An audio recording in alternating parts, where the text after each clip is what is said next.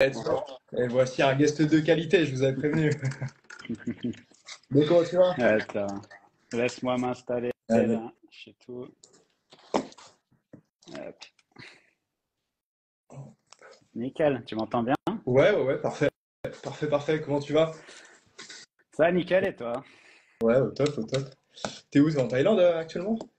Non, là je suis rentré à Bali hier Oh, soir. Donc t'as ouais, dit, je hein. suis arrivé à quoi? À 2 heures du matin hier soir, rentré à la maison. Donc enfin de retour dans le bureau, prêt à bosser. Sympa, sa vie, hein. C'est comment la petite vie là-bas? La vie, elle est vraiment cool ici.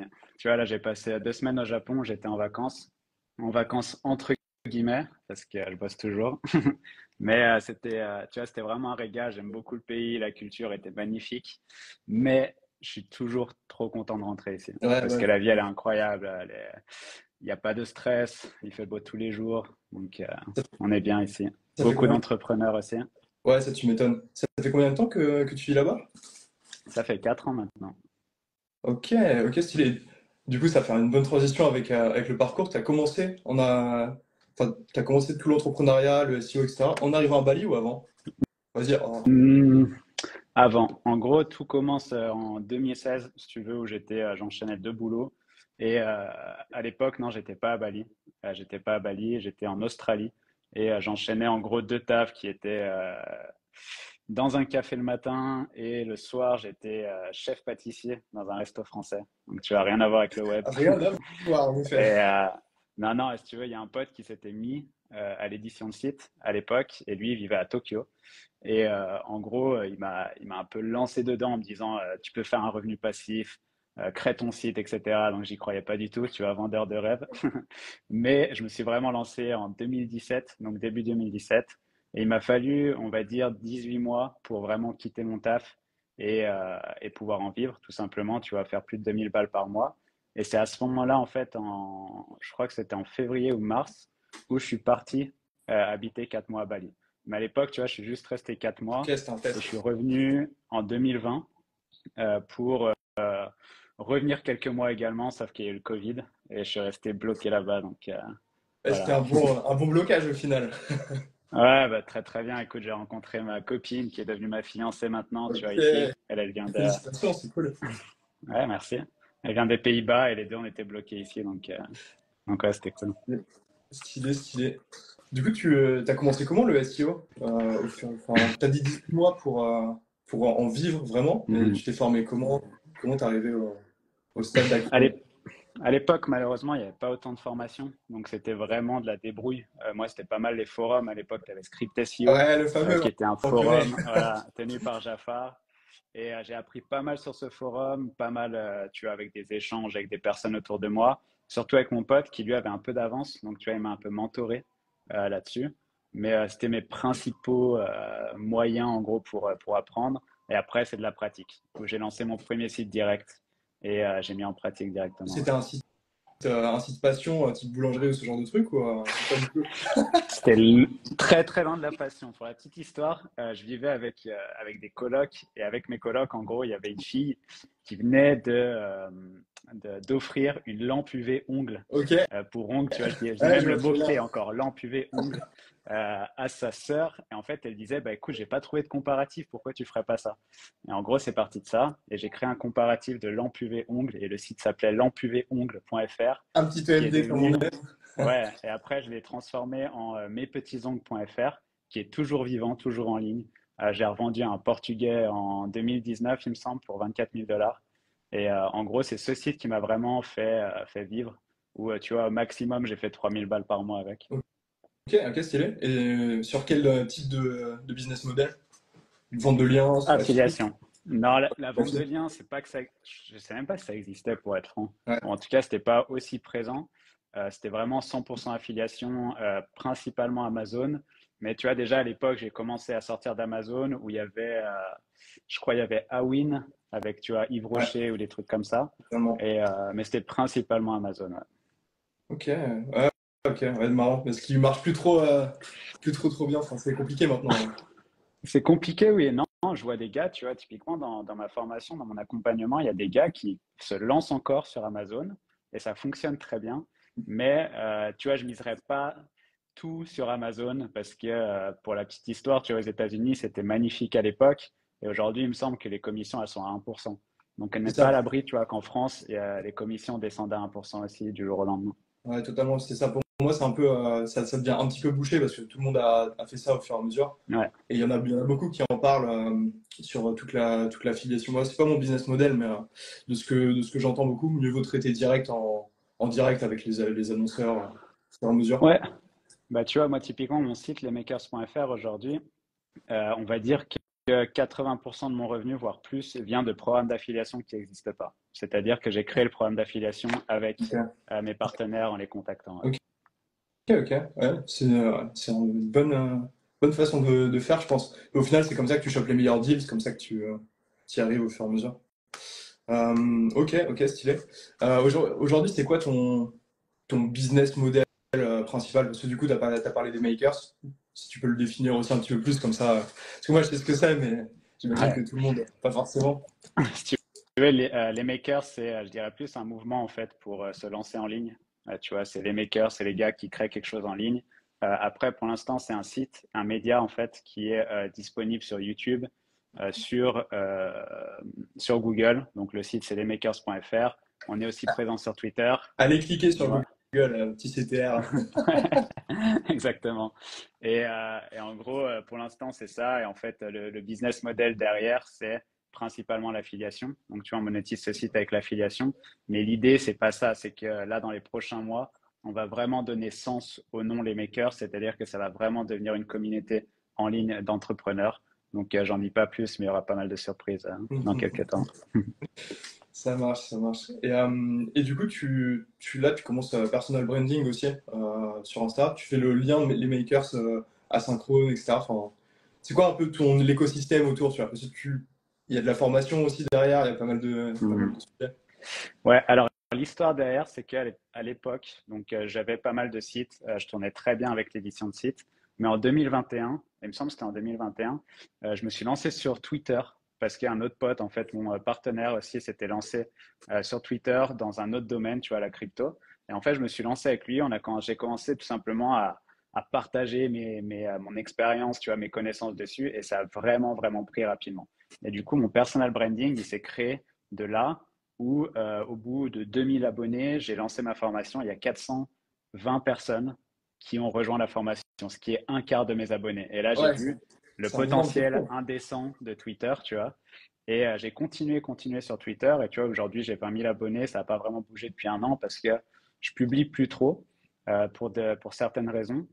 Mais en gros, ça, c'est mon personal branding que j'ai voulu déplacer sur une marque. Parce qu'en gros, le personal branding, c'est cool. Tu peux bosser sur ta personne, etc. Sauf que tu es esclave de ta marque, tout simplement, qui est Ouais, toi-même. totalement. Ça fait que tu peux pas vraiment te détacher. Et c'est pour ça que j'ai voulu créer une autre entité qui est les Makers, qui est une marque. Et si vraiment un jour j'en ai marre, tu vois, j'ai envie de quitter cette niche, quitter ce métier-là, tu vois, je peux revendre les Makers du jour au lendemain. Ouais, Et du coup, totalement. c'est pas dépendant de moi. Ouais, Ouais. c'est un bon move parce que c'est vrai qu'il y a beaucoup de boîtes qui sont liées directement à leur fondateur et c'est vrai que ça va te brider énormément après sur toute la revente, etc. La plupart veulent que tu continues, il y a ce type de problématiques qui viennent. C'est vrai que c'est Ouais, moins clairement. facile. Et ouais, du coup, ok pour Twitter. C'est marrant. Au début, quand tu t'es lancé, tu avais vraiment cette vision un petit peu, je vais faire mon personal branding sur Twitter pour lancer la formation ou tu vois. Non, Non, ça s'est vraiment fait de fil en aiguille où l'idée c'était vraiment de partager. Et à la base, moi qui viens de l'affiliation, je pensais faire de l'affiliation. Tout simplement, tu vois, bah voilà, j'ai Ok, fait un ok, e-book c'est marrant. gratuit. Dans le e-book gratuit, à l'époque, où il y a beaucoup de personnes qui l'ont téléchargé, il y avait des liens d'affiliation dedans. Typiquement, bah, quelle est la meilleure plateforme de vente de liens? C'est celle-ci. Quel est le meilleur hébergement? C'est celui-ci. Et il y avait Ouais, des liens bah, d'affiliation. Et j'avais même pas pensé à faire une formation. Et c'est après la sortie du e-book qui était déjà vraiment complet. Tu vois, ça aurait pu faire une formation à lui tout seul. Mais beaucoup de personnes, en fait, m'ont demandé, est-ce que tu peux faire une formation vidéo pour aller plus loin, plus en détail? Et c'est là, en fait, que j'ai tout simplement lancé la formation. Mais c'était pas prévu du tout, quoi. ouais, ok, stylé. Ça me fait penser un peu à ce que j'ai fait aussi, parce qu'au final, bah, tous mes concurrents, dont toi, typiquement, d'une certaine façon, vous êtes tous sur Twitter, sur LinkedIn, etc. Et en fait, à l'époque, je m'étais dit, vas-y, trop chaud de partager un peu de contenu vidéo, ça se faisait pas trop sur le SEO, le web, etc. J'ai testé, en fait, c'est comme ça que, au fur et à mesure, bah, Insta, TikTok, les réseaux. Mais ouais, non, c'est marrant. Et j'avais, pareil, j'avais aucune idée de ce que ça allait donner. C'était que du partage. Et je monétisais même pas, je monétise quasiment pas aujourd'hui. Mais c'est assez marrant, Ça hein. fait combien de temps que tu l'as, toi, ton compte Instagram, du coup? Le Insta, j'ai dû le lancer il y a 1 an et demi, à peu près. Ok. Il y a 1 an et demi. Mais en fait, au début, j'ai focus 100% TikTok parce que visibilité de fou. Ça marchait très très bien. Tu pouvais faire des centaines de milliers Ouais. assez facilement. Et en fait, bah, comme je créais du contenu short, je me suis dit, vas-y, bah, autant l'utiliser, le republier partout. Ce qui fait que j'ai fait YouTube Short, TikTok, Insta. J'ai testé du Pinterest vidéo, ce qui marche pas très bien pour l'instant, mais peut-être un jour. Terme LinkedIn aussi, potentiellement. Tu vois, j'essaie de dupliquer le contenu. Quitte à le créer une fois, autant m'en servir un peu partout. Ouais, après, comme tu dis, c'est bien de se focus sur une plateforme. Moi, typiquement, c'était Twitter à Totalement. 100% au début.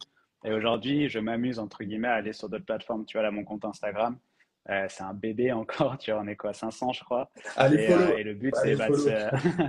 c'est de se déplacer, tu vois, à droite, à gauche. Mais c'est quand même intéressant, et enfin, pas intéressant, c'est hyper important de se focus sur une seule plateforme au début. Que ce soit, tu vois, un réseau social ou ou un site, par exemple. Ouais, totalement. Bah, du coup, c'est exactement ce que je fais. En fait, je vois, et d'autant plus avec le contenu short, je vois énormément la différence TikTok, Insta. Ce qui va marcher sur Insta marche pas forcément sur TikTok et inversement.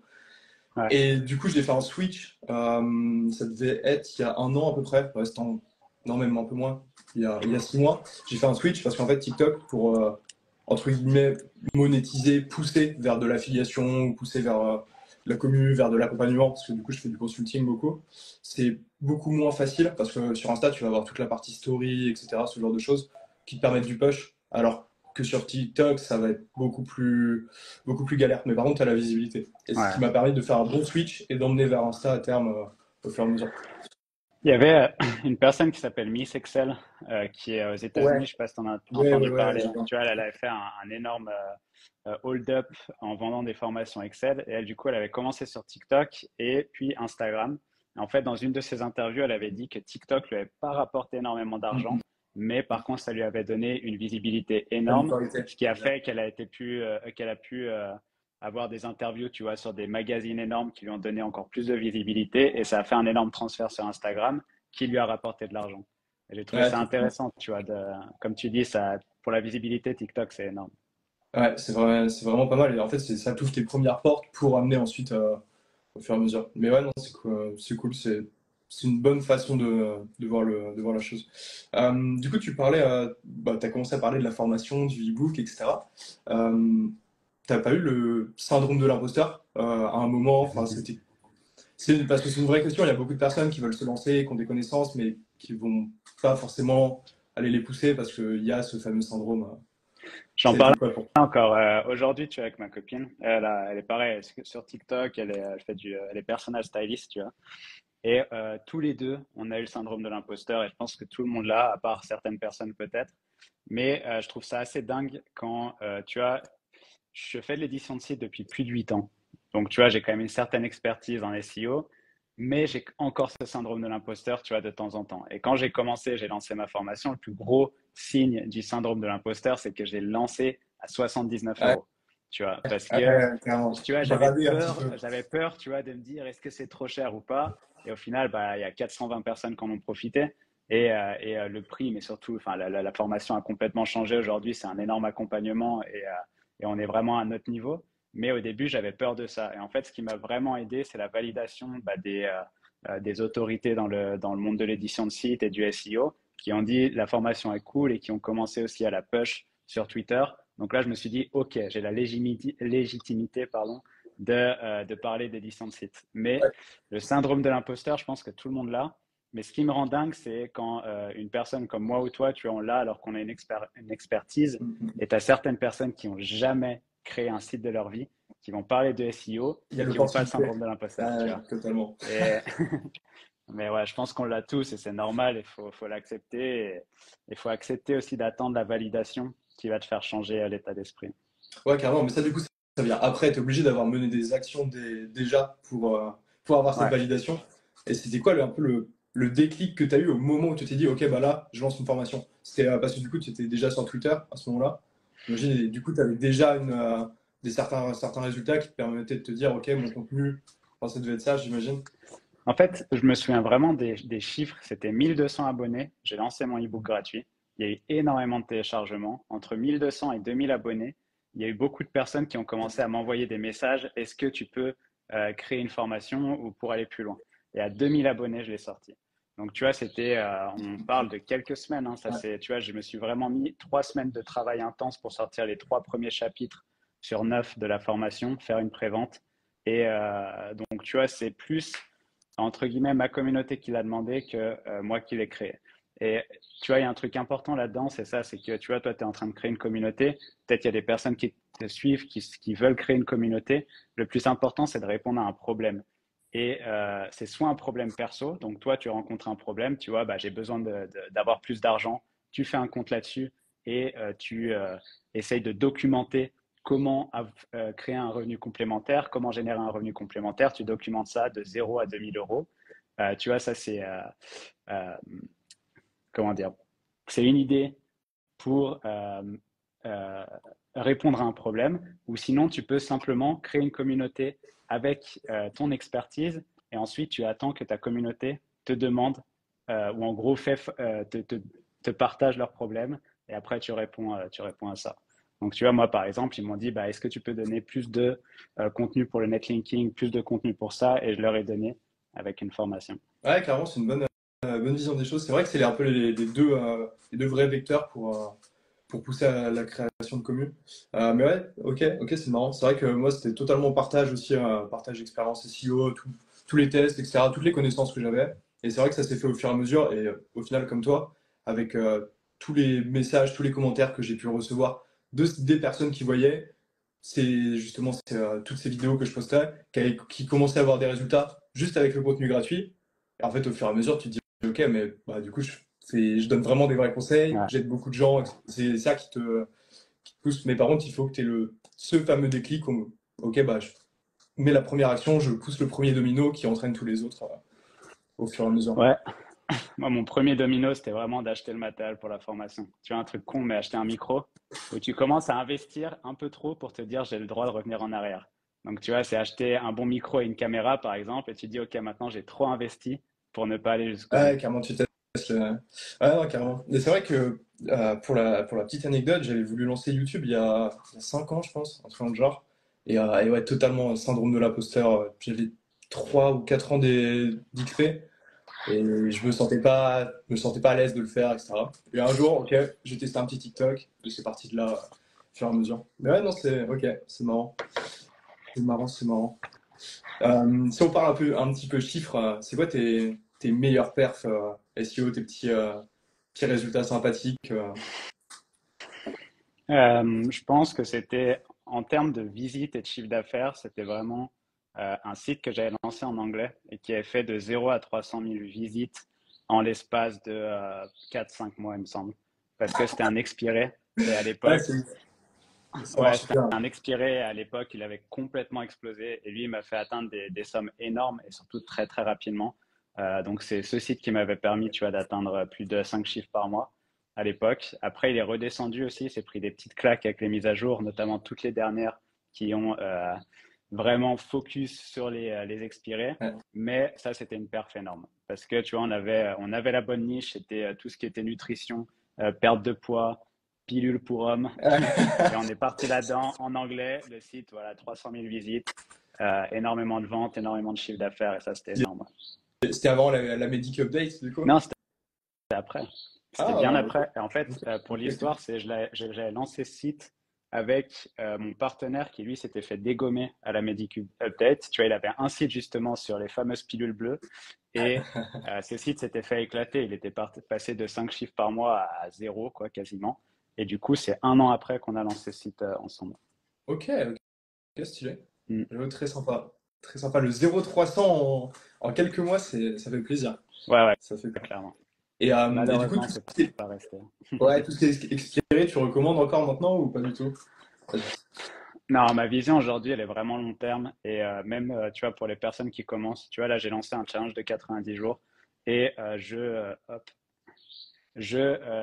déconseille de prendre un expiré parce qu'en fait, tu n'es pas maître de l'expiré. Ça se peut que ton expiré, en fait, il est un passif que tu ne connais pas et tu peux faire le meilleur travail que tu veux sur ce site-là. Tu vas bloquer, ramer, ou peut-être qu'il va se faire pénaliser à un moment et tu vas jamais comprendre pourquoi. Alors que si tu pars sur du neuf, et le neuf, ça peut aller très vite. Typiquement, là, dans le challenge de 90 jours, il y a Max qui a déjà fait ses premières ventes à la 6e semaine, il me semble. Et hop, désolé, il y a ma caméra qui bug. Il a fait ses premières ventes à la 6e semaine. Donc, tu vois, en partant d'un nom de domaine neuf. Donc, c'est pour ça que je pousse à aller sur un nom de domaine neuf parce qu'au moins, tu es maître de la chose et tu sais exactement ce que tu fais depuis du début à la fin. Tu sais que s'il y a une erreur ou s'il y a une baisse de trafic à un moment, tu connais toutes les actions que tu as effectuées Totalement. depuis le début. Donc, Totalement. non, pas d'expiré.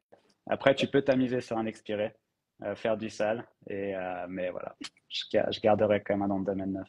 Ok, j'ai deux autres questions un peu touchy pour toi.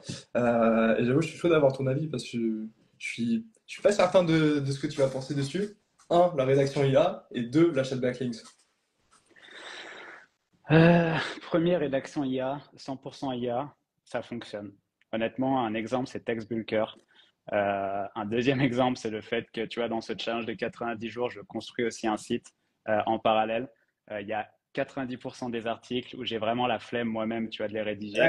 Donc, c'est du TextBulker et ça rank vraiment bien. Par contre, ça rank sur des mots-clés qui sont pas très concurrentiels et il y a toujours le risque de se faire éclater par Google, encore une fois, sur le long terme ou moyen terme. Et c'est arrivé sur toutes les dernières mises à jour.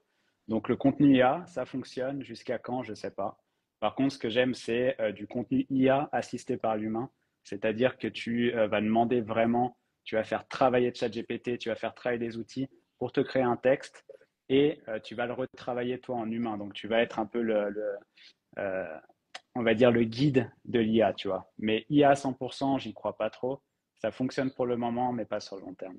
Ok, du coup, en fait, ton process, ça va être de faire travailler l'IA, puis de repasser dessus en tant qu'humain. Ouais. Ouais, parce que l'IA, en fait, c'est simple. L'IA, elle a beaucoup plus de connaissances que toi sur le sujet. Donc, si tu veux, si tu t'amuses avec ChatGPT, où tu vas lui poser toutes les questions possibles. Alors, tu vois, je vais te donner un- une technique simple pour créer un contenu parfait. C'est tu vas sur les 3 premiers résultats de Google. Tu prends la structure des 3 premiers résultats. Donc, tu fais un Google Sheet, tu prends la structure des 3 premiers résultats, Yes. tu prends tous les titres. Ensuite, tu vas faire un mix des titres pour avoir la structure parfaite. Donc, tu vois, tu as tous les titres des 3 premiers résultats, tu as la structure parfaite, tu l'envoies sur ChatGPT, tu lui dis, OK, comment je pourrais l'améliorer? Là, il va te donner des idées d'amélioration. Ensuite, pour chaque question de ta structure, donc chaque H2, titre 2, titre 3, tu demandes des conseils à ChatGPT et lui, il va aller chercher sur Internet. Donc, tu vois, il t'évite de faire la recherche. Et toi, une fois que tu as tes titres, tes bullet points pour rédiger, et là, tu fais du contenu humain, c'est-à-dire que tu vas aller commencer à rédiger toute la partie de chaque texte. Mais au moins, tu es sûr d'où tu vas, tu sais que tu as la structure parfaite, tu sais que l'IA a pré-mâché le travail pour toi, mais la rédaction humaine, c'est ce qui va faire que ton texte il est authentique et c'est ce qui va faire que tout va changer Ok, pour ton c'est site. marrant. Ouais, c'est marrant, j'ai une vision assez proche, mais comment j'utilise, je fais exactement le même travail que toi. En fait, pour moi, les compétences SEO qu'on a au début, c'est vraiment ce qui va te permettre de façonner ton meilleur contenu IA. Donc, toute la recherche des 3 premiers résultats, la structure, etc., le contenu que tu veux, en fait, dans ta page parfaite, c'est vraiment le taf qu'il y a à faire en tant qu'humain. Et après, par contre, la rédaction, j'envoie tout à ChatGPT, il me fait du ChatGPT, quoi. Mais avec un bon prompt, un bon ton, etc., ça marche archi bien aussi. Mais du coup, je fais pas cette rédaction purement free, enfin, purement humaine derrière. Ouais. Mais ok, ouais, ok, marrant. Marrant, Bon, marrant. C'est, ouais, après, moi, je rédige plus. ouais, oui, Je c'est ça. rédige plus aussi, c'est ça le C'est ça truc. aussi. Ouais, je rédige plus non Ouais. plus, mais Je suis plus, comment dire, je demande beaucoup plus à mes rédacteurs que je demandais à moi, bien évidemment. Tu vois. logique, logique, logique. Mais ça les forme aussi, du coup. Ouais, clairement. Ok, ok, marrant. Et du coup, toute la partie backlinks, pour ou contre, t'en fais un petit Ouais, peu pour les makers. ouais, alors je ne dirai rien ici sur les makers, mais pour mes autres sites, en tout cas, oui, j'achète des liens et je dirais pour. Mais tu vois, pour rebondir là-dessus, je dirais que ce qui est sous-coté dans le SEO, et il y a un grand nom d'ailleurs qui en a parlé sur Twitter l'autre jour, qui a dit qu'il avait reçu, tu vois, son premier backlink organique. Et je trouve ça assez dingue que les SEO, en tout cas en France, ne parlent pas plus du SEO organique. Tu vois, j'avais fait une conférence chez House of Business où j'avais parlé d'une technique où j'avais créé des listes d'associations et je contactais les associations pour choper du backlink. Ça, c'était une manière gratos d'avoir des liens, mais aussi il y a une manière, enfin, il y a quelques techniques en fait naturelles pour avoir des liens. Typiquement, faire des articles statistiques où tu dis, tu vois, les 20 Pour les statistiques sur journalistes, tel truc. totalement. Une fois que tu te positionnes là-dessus, tu reçois des backlinks en organique, c'est-à-dire naturellement, des sites vont taper statistiques, je sais pas quoi, elles vont aller sur ton site, elles vont prendre le lien, elles vont l'ajouter dans leur article. Et ça, c'est du lien gratuit. Et il n'y a pas assez de personnes qui en parlent. Et moi, je suis beaucoup plus lien gratuit parce que j'ai été une énorme pince quand j'ai commencé parce que j'avais zéro euro sur mon compte, tu vois, c'était Ninja Linking et lien gratuit. Et à l'époque, je faisais des infographies, tu vois, à la main. J'allais la proposer au site pour qu'il fasse un lien vers mon site. C'était vraiment que de l'organique. Donc, l'achat de liens, je trouve ça cool, mais c'est tellement cher. À part Linkuma, tu vois, c'est tellement cher que, en tout cas, si je débute, enfin, si je débutais aujourd'hui, je ferais zéro achat de lien, à part Linkuma.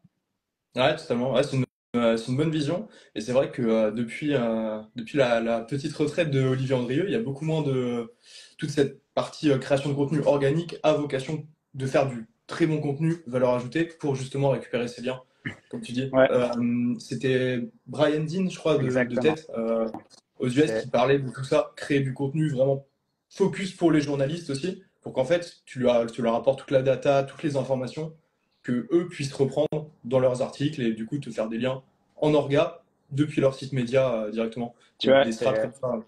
c'est exactement ça. C'était Brian Dean du site Backlinko qui avait parlé, qui avait fait toute une étude là-dessus, enfin tout un compte-rendu là-dessus, où en fait il avait fait lui statistiques TikTok.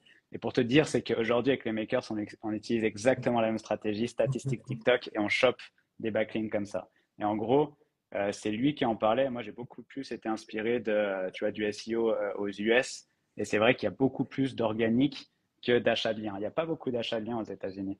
Donc, enfin, il y en a, mais tu vois, c'est plus par email. Il n'y a pas vraiment de plateforme d'achat de liens. Donc, il y a quand même le fait d'aller, tu vois, contacter tous les sites, etc. Mais c'est vrai qu'aux États-Unis, notamment Brian Dean, il parle énormément de ça, des backlinks organiques. Ouais, totalement, c'est marrant.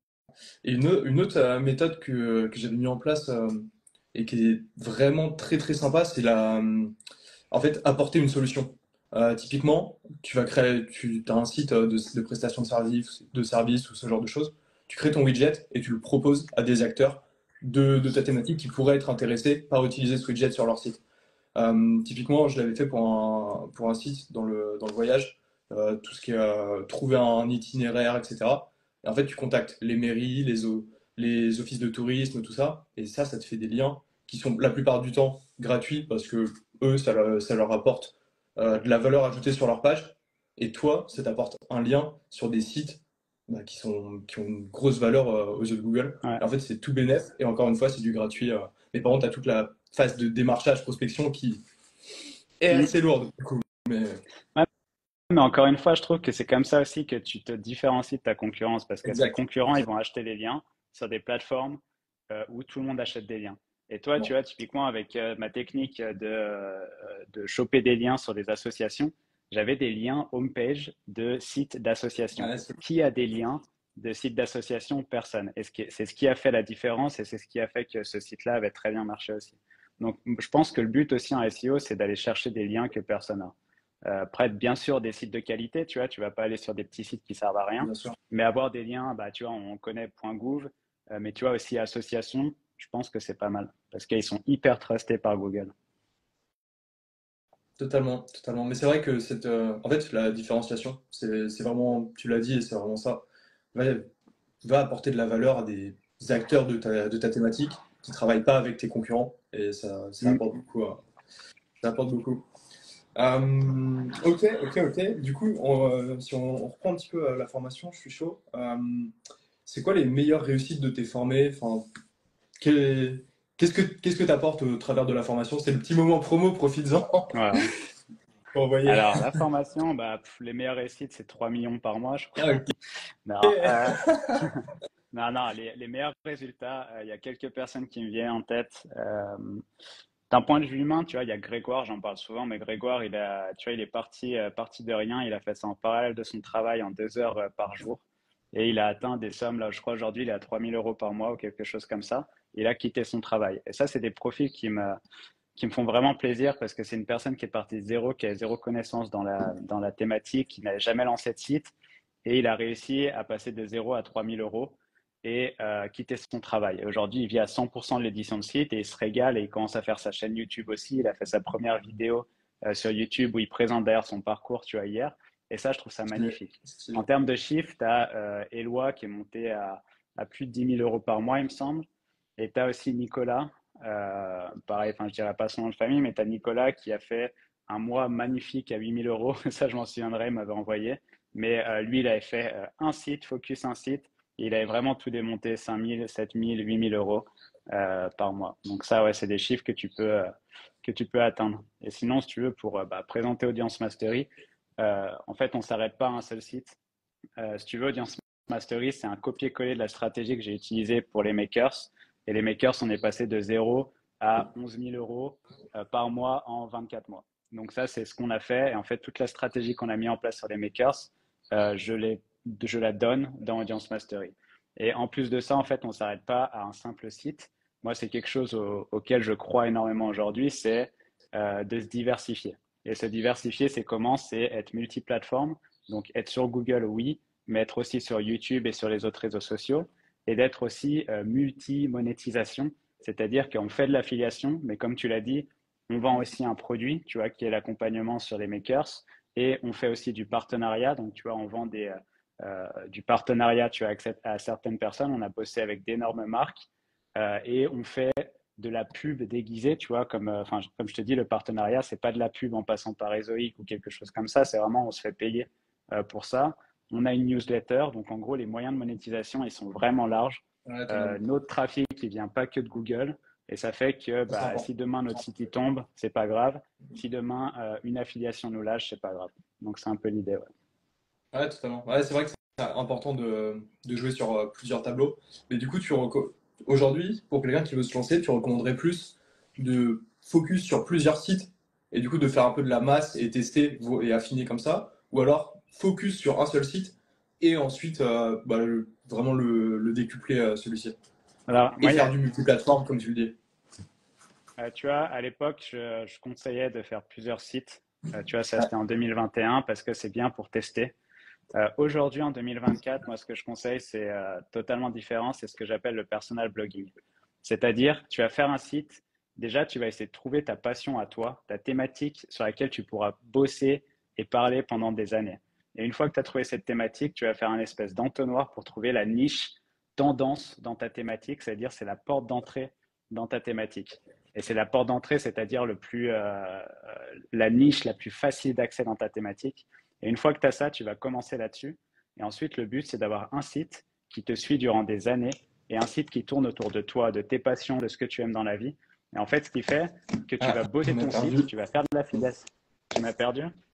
Ouais, on t'a perdu 30 secondes. Ok, ah bah, je fais le retour. Ah, En fait, le but avec ça, c'est d'avoir un site qui te suit durant des années. Et ça fait que tout le travail que tu fais aujourd'hui, ça va pas être simplement pour un site de niche et vendre 3 sacs d'aspirateurs, tu vois, par mois. Mais ça va être vraiment quelque chose, ça va être ta première plateforme, ton site sur lequel plus tard tu pourras pas que faire de l'affiliation, mais aussi vendre tes services, vendre un infoproduit, faire des partenariats avec certaines personnes. Donc, tu vois, pour revenir ce que je ferais, c'est si tu es passionné par le sport, tu es passionné par la musculation, et ben fais un site sur la musculation, peu importe si la thématique est concurrentielle, essaye de trouver un sujet tendance dans ta thématique qui est facile d'accès, tu rentres par la petite porte, et après tu continues à parler de la musculation pendant des années, et tu lances ta chaîne YouTube derrière, tu lances tes comptes Instagram, Twitter, peu importe, mais après ça devient ton personal blogging qui se transforme en personal branding.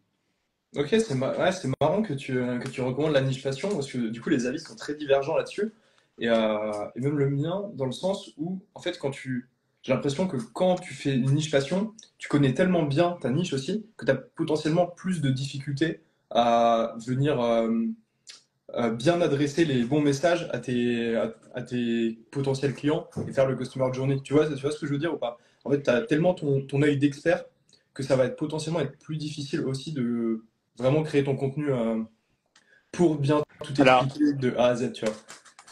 je suis d'accord, mais tu vois, il y a aussi autre chose, c'est que ça peut être ta passion ou aussi un problème que tu as envie de résoudre. Ouais, Comme je totalement. disais tout à l'heure, tu as envie d'avoir plus d'argent à la fin du mois, bah, ton but, ça va être de faire un site sur le Make Money. Si ton problème, c'est t'as vraiment envie de prendre de la masse musculaire, tu vois, depuis que tu es gamin, tu te sens trop mec, tu as vraiment envie de prendre de la masse musculaire, et bah, tu fais un site là-dessus, et ton site, c'est pas une niche en fait, c'est la résolution d'un problème. Et en fait, dès que tu pars là-dessus, c'est là où ton infoproduit va être super simple à vendre. C'est là où la communauté que tu vas créer va être vraiment proche de toi, va te comprendre. Tu vas avoir tous les mots pour leur parler parce qu'en fait, l'avatar du produit que tu vas lancer dans un an, c'est toi aujourd'hui. Ouais, tu le connais. Ouais. Et voilà, c'est plus ma vision là-dessus. Après, bien évidemment, si tu veux te faire la main, trouve une niche avec un petit potentiel, lance ton premier site, te prends pas la tête, tu vois. Mais pour la vision long terme, moi, je dirais personal blogging basé sur la passion. Ok. Et du coup, après, tu dupliques au fur et à mesure sur le multiplateforme Ouais. pour faire des sources d'acquise en plus. Ok, c'est marrant. Et du coup, ce serait, enfin, qu'est-ce que tu conseillerais comme première plateforme pour tester et pour ramener du trafic? Tu as parlé du mailing, par exemple, tout à l'heure, ce genre de choses. Ouais. Alors déjà, il faut définir, tu vois, pour moi, le business en ligne, c'est trois choses, c'est le trafic, le produit et la vente.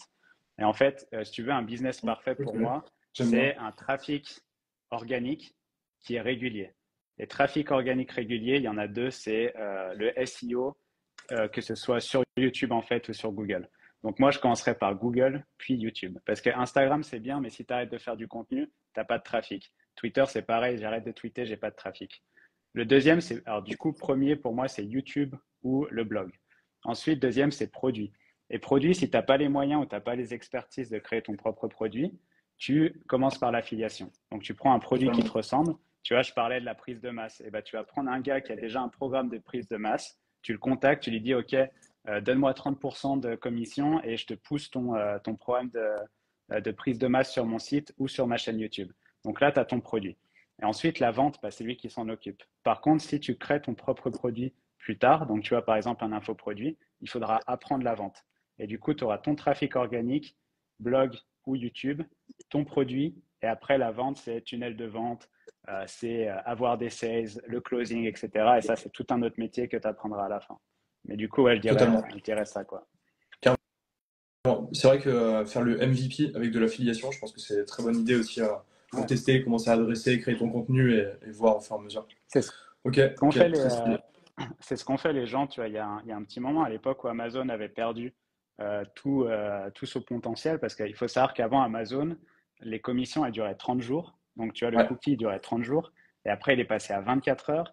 Les commissions baissent de plus en plus. Donc, tu vois, les gens, ils en ont eu marre. Et du coup, tu fais un MFA et tu le transformes en e-commerce. Et là, c'est la même chose. Tu fais de l'affiliation sur un infoproduit. Donc, tu as un programme sportif ou une formation.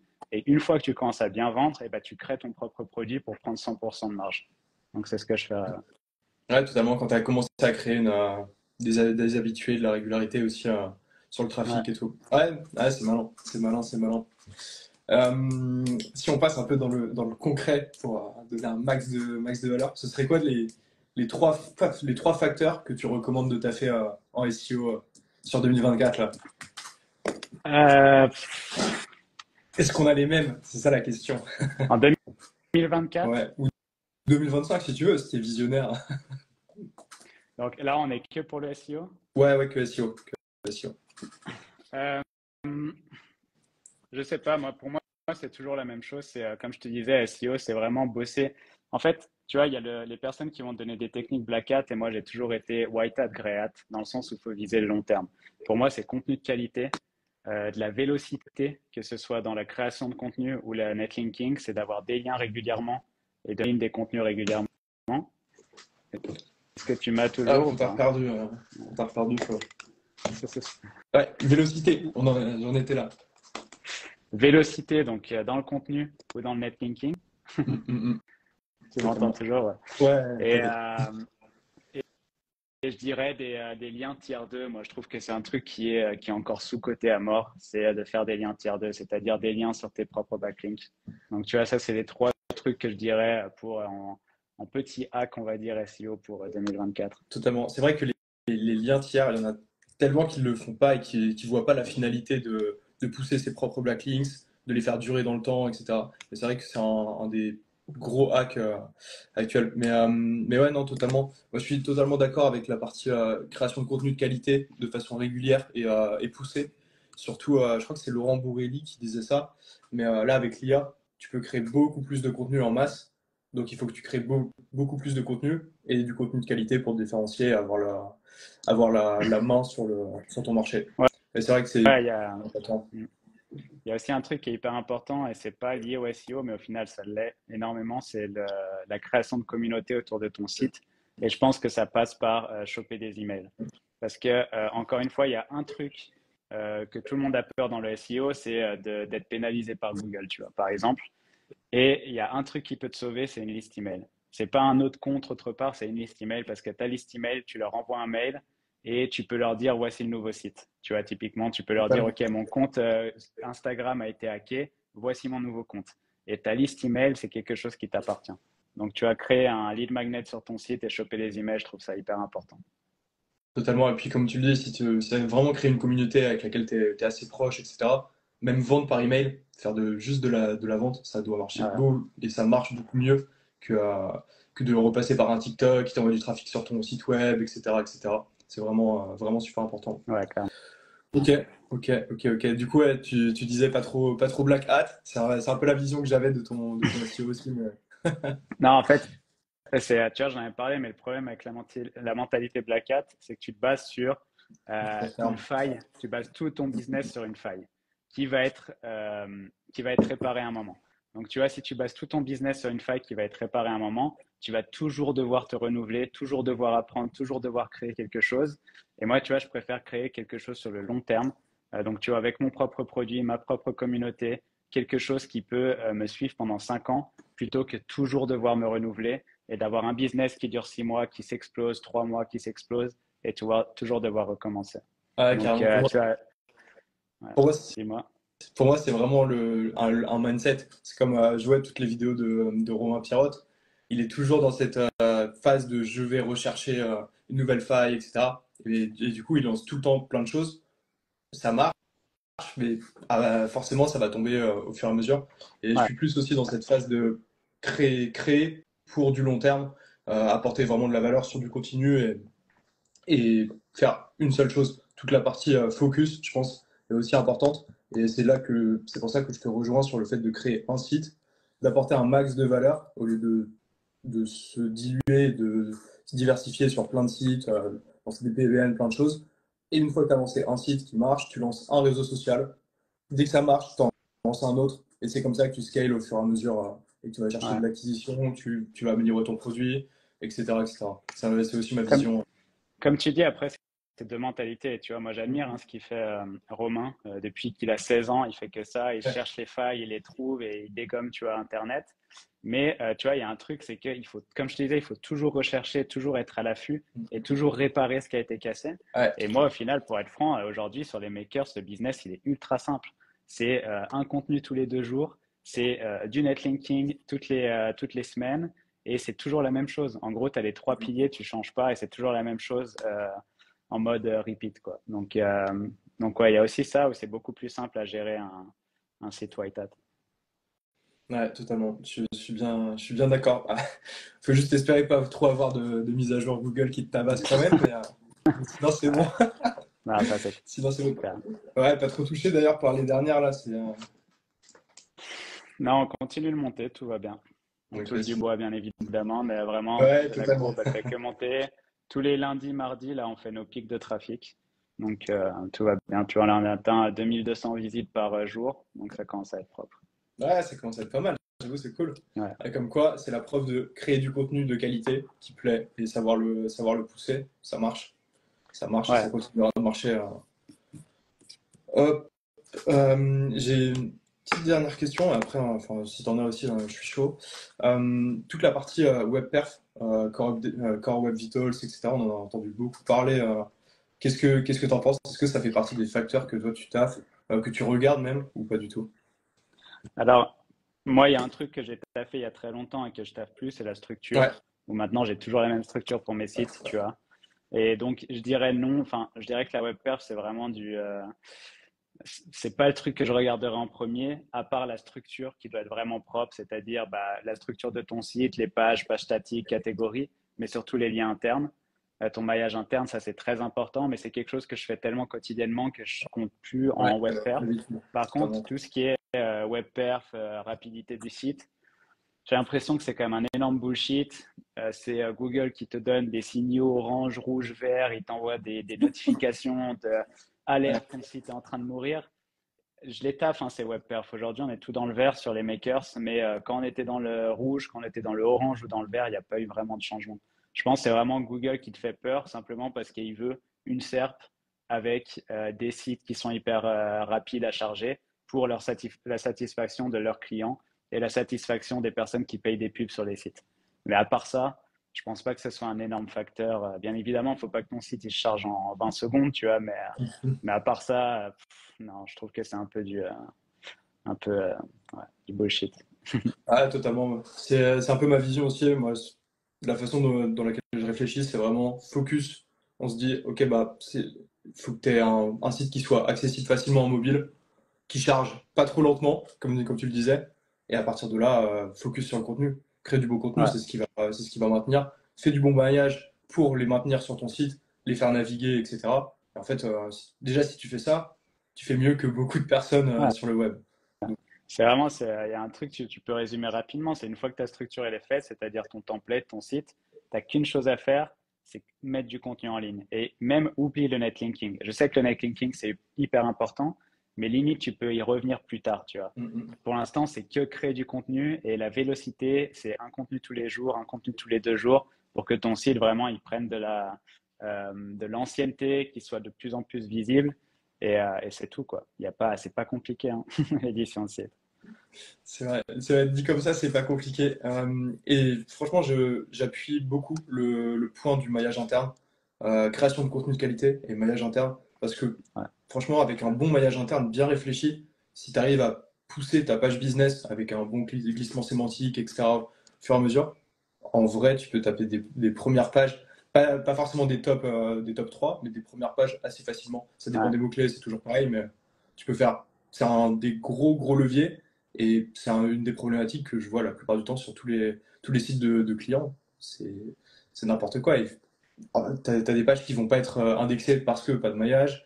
T'as as des pages business primordiales qui sont pas poussées. C'est vraiment travailler votre maillage interne à fond. bah, le C'est pire super scénario, important. c'est ça, c'est de faire du contenu de qualité, de mettre plein de liens sur ton site, mais d'avoir zéro maillage interne. C'est vraiment, tu mets de l'essence dans un moteur qui marche pas, quoi. Donc ça sert à rien. Mm. Ouais. Je suis bien d'accord, bien d'accord. Est-ce que tu avais des sujets, des petites questions, des petits trucs à ajouter? Euh, écoute, comme ça, non, mais parle-moi de toi un peu. Ouais, bah, si tu veux, Ok. bah, c'est vrai que j'ai pas fait la petite intro. Moi, j'ai commencé le SEO en 2017, je crois de tête. Et en fait, comme toi, j'ai fait quasiment que de l'autodidacte. Je me suis formé sur du webinaire. C'était les webinaires SEMrush à l'époque avec Jason, je sais plus son nom de famille. Script SEO, énormément aussi. J'ai mangé beaucoup le contenu de Jafar. Très très chaud. Allez regarder, Ouais, n'hésitez pas parce qu'il y a beaucoup de, il y a beaucoup de sujets qui sont encore sur Script SEO et qui datent de certaines années, qui sont encore d'actualité. Il y a vraiment pour se former, c'est incroyable. Et après, une fois que tu as vu la théorie de cette façon, bah, tu mets en pratique. Et, euh, et franchement, il y ouais, a que ça, clairement. hein. Tu crées des petits sites, tu testes. J'ai eu la chance, j'avais rejoint une boîte en alternance et les concurrents, c'était SNCF, Flixbus, bref, des très gros. Et en fait, j'ai fait mes armes sur le site et c'est en testant des trucs que bah, tu vois si ça marche pas. Et comme tu le disais, comme à la base, c'était un domaine neuf, et en fait, toutes les actions avaient été documentées. En fait, je savais exactement, et je sais encore aujourd'hui exactement tout ce qui a été mis en place. Bah, si ça n'a pas marché, hop, tu reviens en arrière. Si ça marche, bah, tu continues et tu fais scaler. Et pour la petite anecdote, la plus belle perf que j'ai eue, c'était premier sur Blablacar, devant Blablacar. Magnifique. Ça, c'était pas mal. Bon, ils avaient fait une dinguerie sur leur site ce jour-là, mais j'en ai profité. Et franchement, tu vois un pic énorme. J'étais là, ok, incroyable. Et ouais, non, ça fait plaisir. Là que tu te dis, ok, bah, j'ai craqué un truc et je commence à être bon. Et c'est comme ça au fur et à mesure. À force de voir les résultats, à force de partager du contenu, voir que tu t'apportes de la valeur aux gens, bah, tu perds ce syndrome de l'imposteur. Je refais un peu le trait de tout ce qu'on s'est dit, mais c'est un peu le mindset et la vision que j'ai eue aussi au fur et à mesure. Et voilà. Ah, c'est magnifique ce que tu as fait là. Aujourd'hui, tu as quoi? Tu as plus de 30 000 personnes sur Instagram? Ouais, ouais, c'est ça, on est J'en profite, moi je te 37 pose 000. des questions. C'était quoi les trois techniques qui t'ont amené ici? Les trois techniques, je pense que la première, et du coup, c'était pas du tout voulu, c'était juste de partager, de mettre un point d'honneur sur le contenu, la qualité du contenu. Mon objectif, c'est vraiment de partager, bah, encore une fois, de partager du beau contenu, les connaissances que j'avais, montrer ce que j'avais fait, comment ça avait marché. Et, euh, et surtout, j'ai pris le contre-pied, comme je le disais tout à l'heure, de tous mes concurrents étaient sur Twitter, sur LinkedIn. Ouais. Et je suis allé là où il y avait personne. Et au final, tu vois, maintenant, il y en a beaucoup qui arrivent sur Insta, sur TikTok, pour faire du contenu un peu similaire. Du coup, il y a de plus en plus de concurrence dessus. Et pour moi, depuis longtemps, toute la partie vidéo, c'est un, c'est un type de contenu qui représente l'avenir et il faut le taffer comme le podcast, ce genre de choses. Mm. Euh, et comme tu le disais tout à l'heure, tu as fait YouTube, super important, parce que c'est le deuxième ou troisième moteur de recherche avec TikTok maintenant. Donc au Ouais. final, au fur et à mesure, tu vas peut-être perdre un peu de place sur Google avec tout ce qui va être IA, SGE, ce genre de choses, à voir ce que ça donne. Donc fais en sorte d'être présent là où les gens font leurs recherches. Tous les jeunes, les nouvelles générations font leurs recherches sur TikTok. Bah, tu tapes référencement naturel, SEO, tu vois ma tête sur TikTok tout le temps. Ouais. Donc c'est comme ça au fur et à mesure que tu fais. Donc ouais, gros hack, je pense, réfléchis où sont tes potentiels prospects, ce qu'ils font dans leur journée en tant qu'être humain, et essaye de les toucher à ces endroits-là. C'était un peu la vision que j'ai eue. Ça s'est fait avec le hasard d'une certaine façon, et en fait j'ai appuyé parce que j'ai vu que ça marchait. Après, je pense l'autre hack entre guillemets, c'est il faut passer du temps et comme tu disais tout à l'heure, focus sur un point, sur un réseau. Je l'avais fait sur TikTok. En gros, j'ai regardé toute la concu, tout ce qui se faisait à l'époque, sur tous les marchés US, indiens, tout ce que tu veux. J'ai absorbé énormément d'heures de contenu. Et après, je me suis dit, ok, bah, je teste mes premières vidéos. Vous pouvez encore les retrouver, elles sont nulles, elles sont éclatées. Mais au final, ça m'a permis de mettre un pied dedans et d'avancer. Et ce qui était intéressant, et ça, c'est un truc que je pourrais recommander, j'ai lancé du coup, le compte QSIO sur TikTok et j'ai vu que ça commençait à marcher, etc. Et je devenais bon en montage. Et je me suis dit, OK, est-ce qu'il n'y a pas un moyen, là je vous lâche une petite anecdote assez sympa que j'ai jamais dévoilée, ça va être assez marrant. Je me suis dit, OK, je suis assez bon en montage, est-ce qu'il n'y a pas moyen d'aller toucher plus de personnes sur un compte plus divertissement, etc. Et du coup, d'aller adresser un autre message et surtout de pouvoir faire mes tests sur un autre compte. Et du coup, j'ai créé un compte de gossip, un compte de gossip, alors que je ne regarde pas du tout ce qui est télé-réalité, ce genre de choses. Et j'allais taper sur Google, Intel, toutes les informations sur n'importe qui. Premier lien, je prenais les infos. À la base, je filmais juste mon écran. Première vidéo, 200 000 vues. J'ai fait OK, on continue. Et j'ai fait des millions de vues avec ce compte-là. Et en fait, ça m'a permis de mener au fur et à mesure tous mes tests pour améliorer aussi toute ma création de contenu, mon montage, comprendre l'algo, etc. au fur et à mesure. Et vraiment, le fait de passer du temps et de vraiment travailler le réseau social, comprendre l'algo, c'est ce qui a fait aussi la réussite au fur et à mesure de QSO. Ouais. Ça m'a fait des vrais cas d'études. J'avais la monétisation TikTok sur ce compte Gossip. Ça marchait très bien. et ça m'a permis de faire des vidéos. Ok, bah, toi aussi, tu peux faire 2K par mois sur TikTok. Et au final, c'est super rapide. Si vous voulez, j'ai un compte TikTok à vendre, du coup, vu que j'en fais plus. Mais... Non, mais il y a un truc, c'est qui est important ce que tu dis, c'est qu'une fois que tu as compris la création de contenu, et tu vois, moi, ça a commencé par l'édition de site, typiquement, où bah, tu vois, tu dois créer une structure d'article, tu dois avoir le bon titre, tu vas pouvoir avoir un bon taux de clic, tu vois, sur la SERP. Et en fait, tout ça, une fois que tu l'as compris, tu peux le transformer ses acquis sur n'importe quelle plateforme. Et je pense que c'est euh, une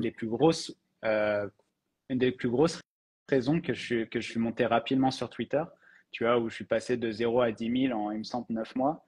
Et c'est parce qu'en fait, j'avais déjà fait de la création de contenu. Même si c'était la première fois que j'écrivais sur Twitter, je sais ce que c'est la création de contenu. Totalement. Et une fois que tu as fait ça, tu peux te déplacer sur d'autres réseaux.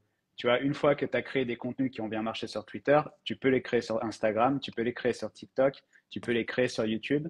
Et tu vois, un exemple encore, c'est Fille du Web qui a créé du contenu sur Twitter. Elle est montée à plus de 15 000, il me semble, abonnés, aujourd'hui même quasi 20 000. Elle a créé un compte sur une thématique totalement différente sur Instagram. Elle a plus de 100 000 abonnés aujourd'hui. Afi SEO, pareil, elle est montée à plus de 7 000. Ouais, Aujourd'hui, il est à 25 000 abonnés. Tu vois, c'est un truc, c'est une fois que tu as craqué le monde du contenu, tu peux le répliquer partout.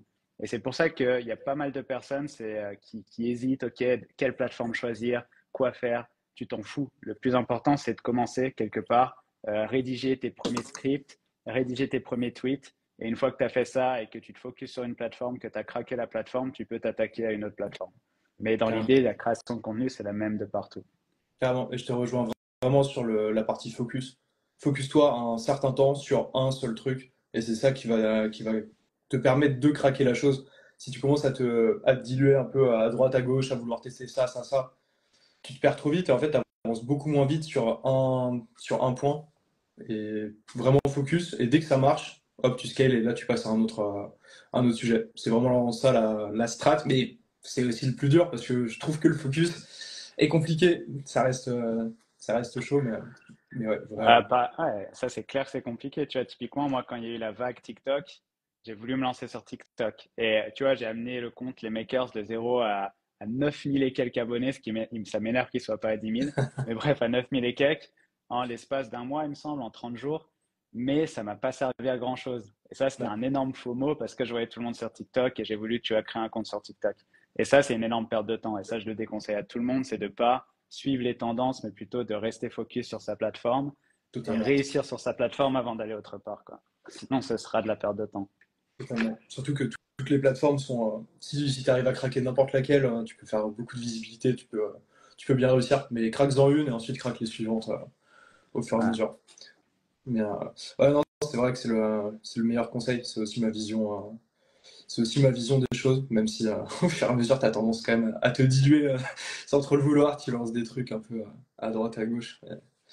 Mais ouais, non, pas mal. Ok, ok, ok.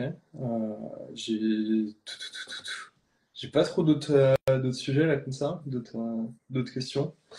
Est-ce que tu as un petit mot de fin de où est-ce qu'on te retrouve, qu'est-ce qu'on fait? Bah, écoute, c'est vrai que je me suis pas trop présenté au début, mais tu vois, comme je disais, j'ai pas mal présenté les makers, c'est ce que je fais. Mais pour la faire courte, en fait, moi, comme je disais, j'ai commencé l'édition de site en 2017. En 2021, je me suis lancé sur Twitter.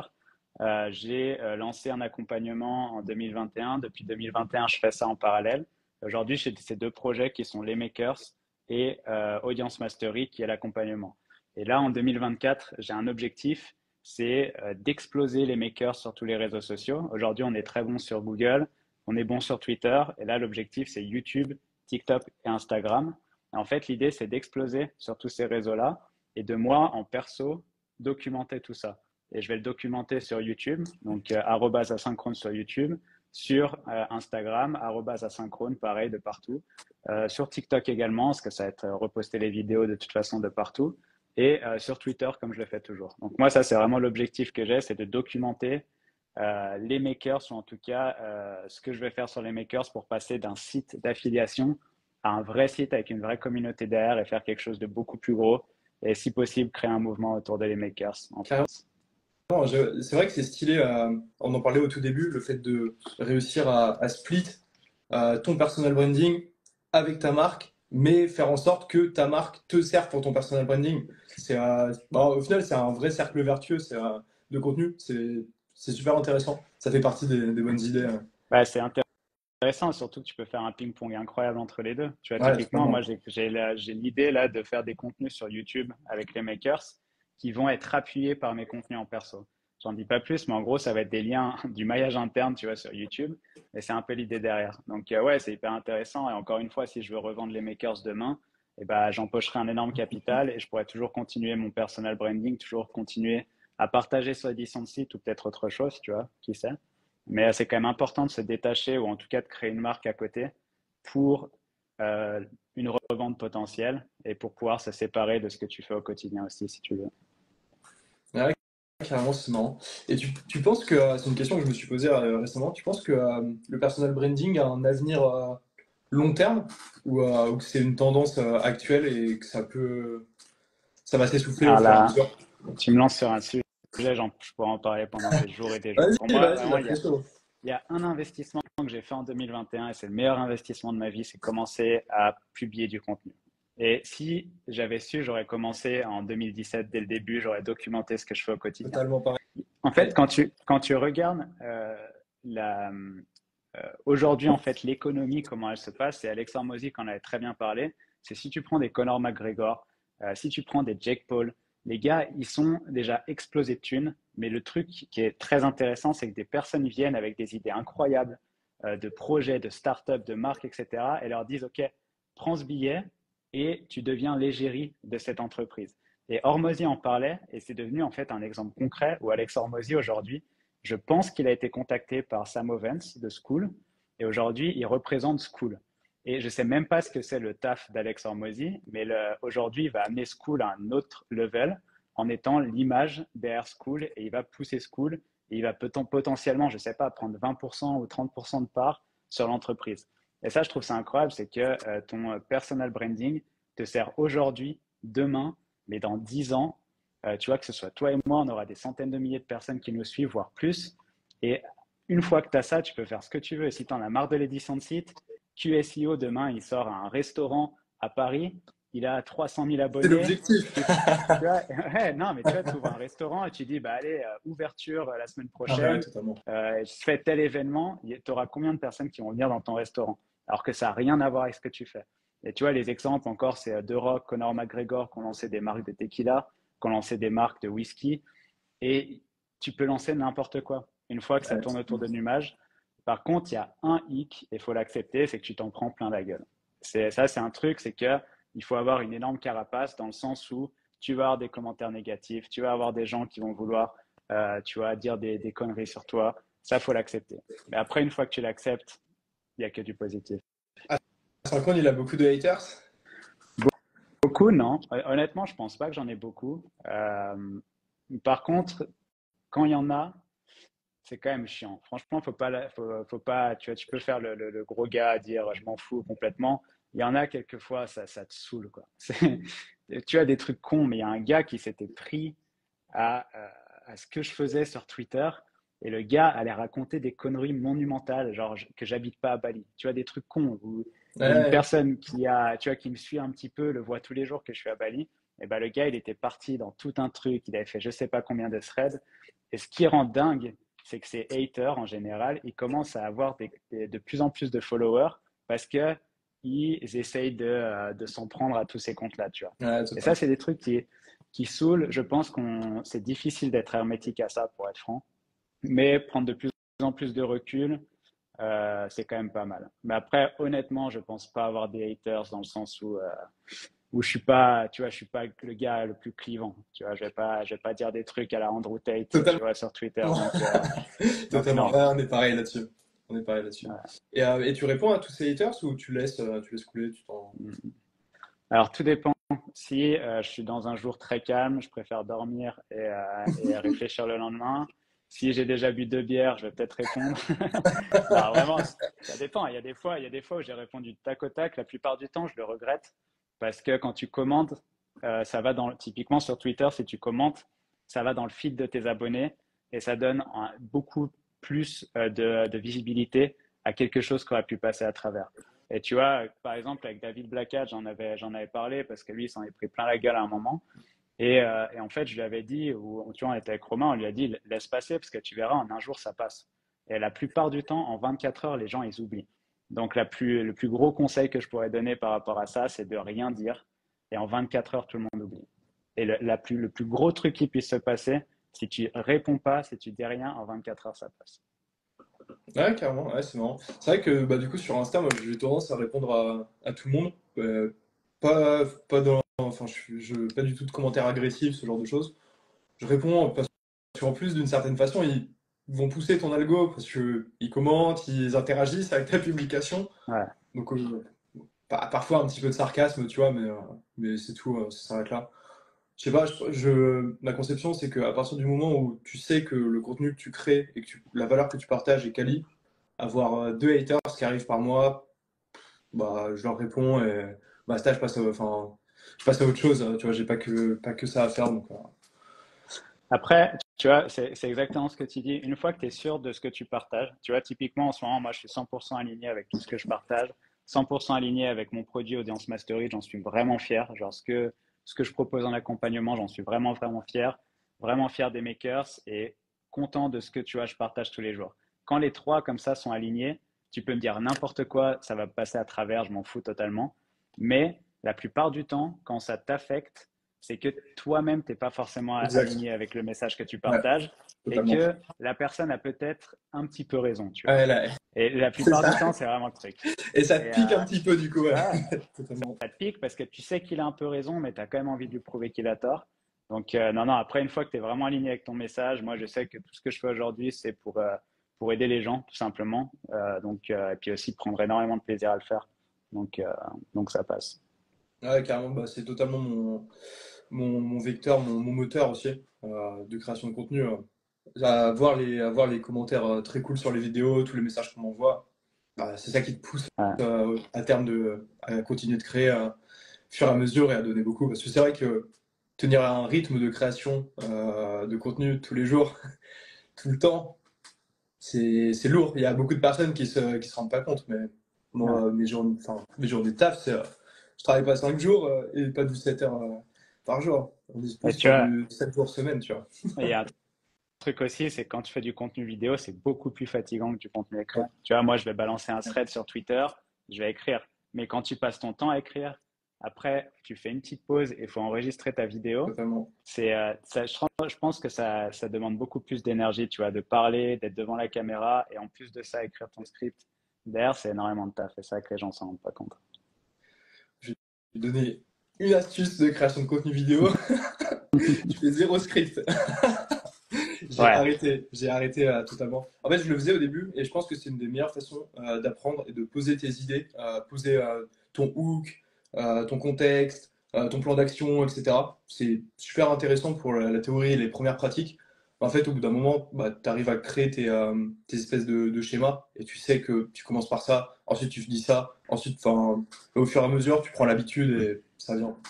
c'est ce que j'allais te dire, c'est que les scripts, c'est important au début, c'est pour la structure. Là. De la même façon que tu vois, j'ai créé des templates pour tous mes articles sur les makers, pour que les personnes, tu vois, même mes rédacteurs suivent les templates.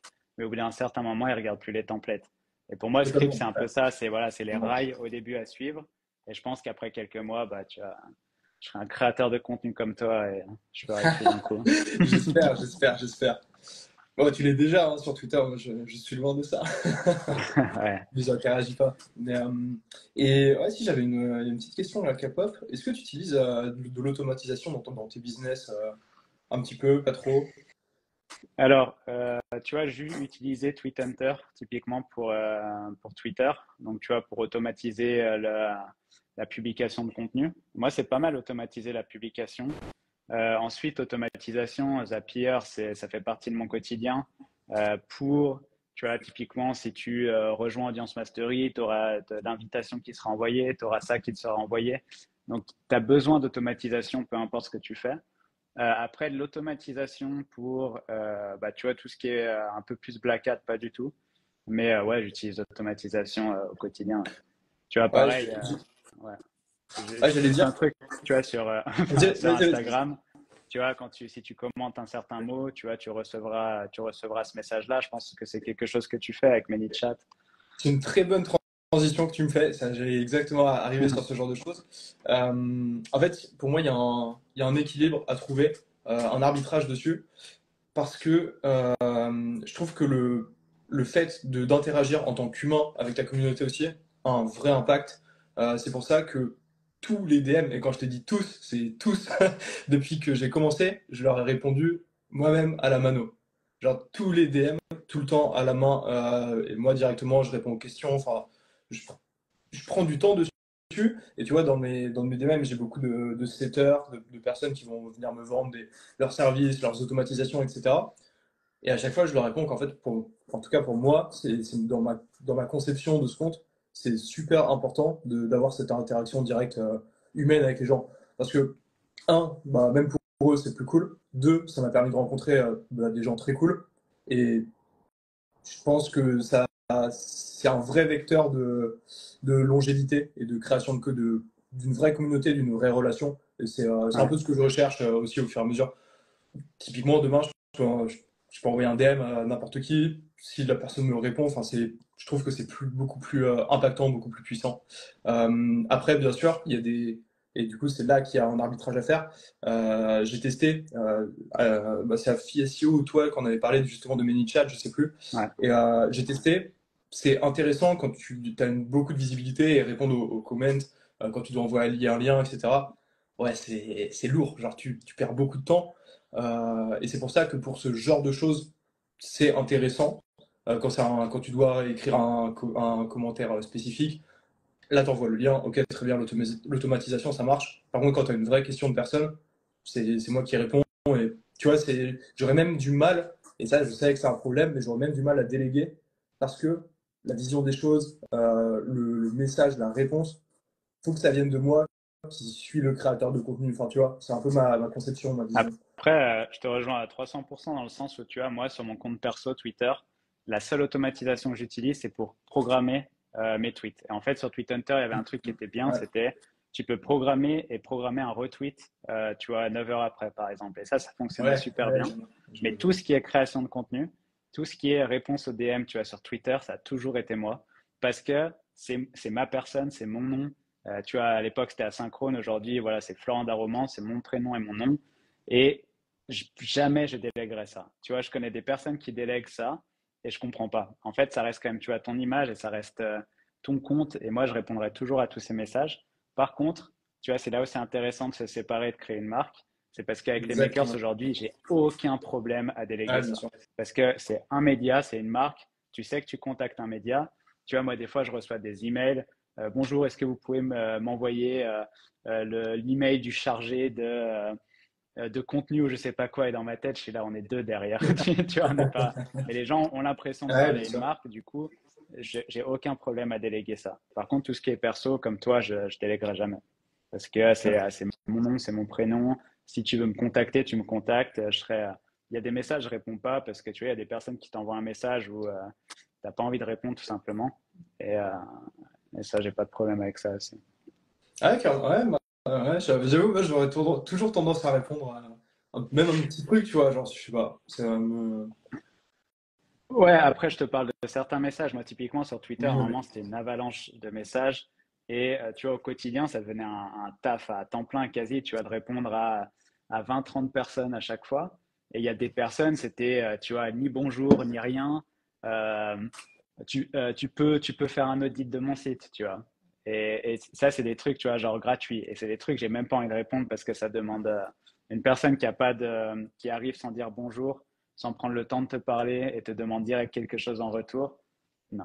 Ouais, ouais, carrément. Non, je comprends tout à fait. J'avoue, je répondrai toujours. C'est moi, c'est le mantra Voilà. que je me suis donné. Mais je comprends. Mais c'est vrai qu'il y en a parfois. Typiquement, moi, un truc que je fais jamais. Bon, ça, c'est un avis très subjectif, mais je fais très rarement d'audio. Et parfois, je reçois des messages, 4 audios, 50 secondes. Je suis là, les frérots, enfin, compliqué quand même. Là. Je, on se connaît ni d'Adam ni d'Ève, j'ai 4 audios. Enfin, je suis obligé de passer 4 minutes sur toutes tes audios. C'est compliqué. C'est, Du coup, la plupart du temps, ouais. ce que je fais dans ce genre de choses, dans ce genre de cas, je lui demande petite liste bullet point de ce qu'il m'a dit dans l'audio. Et comme ça, je traite au fur et à mesure. Et comme ça, un, je lui réponds, et deux, au final, j'ai ces informations et je perds pas mes 4 minutes Ouais, non, au fur et à mesure. c'est une bonne idée. C'est une bonne idée. Mais ouais, non, mais c'est vrai qu'il y a de tout. Il y a de tout dans les DM. Ouais, clairement. Clairement. C'est marrant. C'est marrant, c'est marrant. Ok, du coup, la petite vie toujours à Bali, ça va pas bouger, pas prévu. Non, écoute, moi, ça fait 4 ans que je suis là, un peu plus maintenant. Pour l'instant, pas prévu de bouger. La vie est vraiment bien ici. Mais tu vois, je voyage toujours autant. Et moi, ça, mon kiff, c'est d'avoir une stabilité ici. J'ai mon bureau, j'ai ma maison, mais tu vois, bah, j'ai l'aéroport qui est pas loin aussi. Et tu vois, là, on a passé 2 semaines au Japon. On était en Australie en début d'année. C'est cool, tu vois, de pouvoir Très bouger à stylé. droite à gauche d'ici. Donc, non, non, je suis bien ici. Pour l'instant, je bouge Très pas. stylé. C'est quoi la meilleure période pour venir? C'est à partir de maintenant, je dirais d'avril à septembre.